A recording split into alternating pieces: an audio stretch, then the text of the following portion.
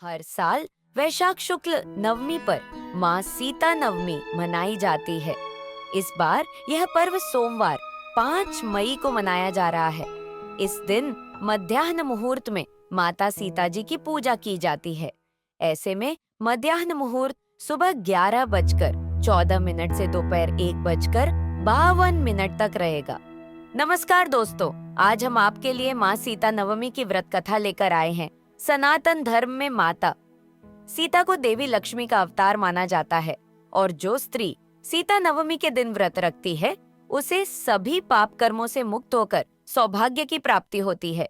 आइए सुनते हैं सीता नवमी की पुण्यदायी कथा। प्राचीन काल में देवदत्त नामक एक ब्राह्मण अपनी पत्नी शोभना के साथ मारवाड्य राज्य में निवास करते थे। देवदत्त महाज्ञानी और बहुत ही धर्मपरायण पुरुष थे। उनकी पत्नी शोभना भी बहुत रूपवती स्त्री थी। एक बार ब्राह्मण देवदत्त को कुछ जरूरी काम से दूसरे देश जाना पड़ा। उनके पीछे शोभना घर में अकेली रहती थी। अपने पति की अनुपस्थिति में शोभना कुसंगति में फंस गई। जब उसकी गलत लोगों से संगति और बुरी आदतों के बारे में पूरे गांव वालों को पता चला तो वे लोग उसकी निंदा करने लगे। चारों तरफ हो रही अपनी निंदा से शोभना का मन द्वेष से भर गया और एक दिन मौका पाकर उसने पूरे गांव में आग लगवा दी। उस अग्नि में गांव के कई घर जलकर राख हो गए और कई लोगों को जान माल की हानि हुई। इस जन्म में अपने बुरे कर्मों के कारण शोभना ने अपना अगला जन्म एक चांडाल के घर में लिया।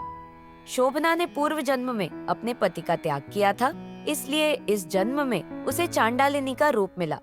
अपने द्वेष में आकर गांव को जलवाने और गलत संगत में पड़े कर कई बुरे कर्म के कारण उसे कुष्ठ रोग हो गया और उसकी आंखों की रोशनी भी चली गई।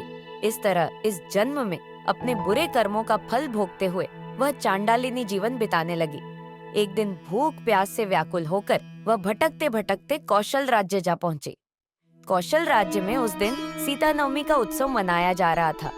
चांडालिनी के रूप में विदित शोभना ने उस गांव में सबसे गुहार लगाई कि सज्जनों के इस गांव में कोई तो मेरी सहायता करो, मुझे भोजन दे दो, मुझे जल पिला दो, मैंने कई दिनों से कुछ नहीं खाया है। उसने बार बार ऐसी प्रार्थना की और अंत में श्री कनक भवन में जा पहुंची। यहाँ पहुंचकर भी उसने याचना की कि कोई मुझे कुछ भोजन दे दो, नहीं तो थोड़ा जल ही पिला दो। तब उसकी प्रार्थना सुनकर भवन से एक सज्जन पुरुष बाहर आए। उन्होंने कहा कि मुझे माफ करना देवी, आज आपको यहाँ अन्न का दान नहीं मिल सकता।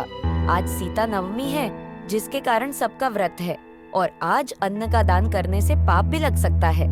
आप कल आरती तक रुकें, आपको प्रसाद में अच्छा भोजन और साथ में जल भी मिलेगा। परंतु भूख से व्याकुल वह चांडालिनी बार बार विनती करने लगी कि मुझे कुछ तो खाने को दे दो। तब उस सज्जन ने तुलसी के कुछ पत्र और थोड़ा सा जल उसे दान के रूप में दे दिए।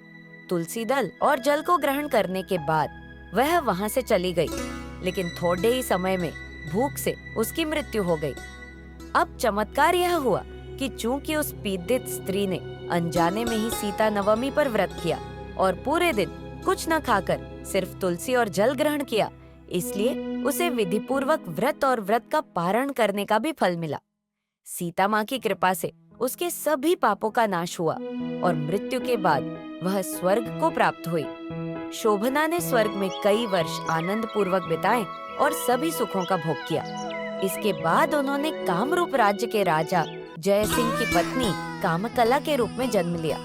अपने इस जन्म को उन्होंने माता सीता और श्री राम जी की भक्ति के लिए समर्पित कर दिया। तो भक्तों, यह थी सीता नवमी की व्रत कथा। हम कामना करते हैं कि माता सीता की कृपा से आपके जीवन के सभी कष्ट दूर हो। जय सीता मैया की।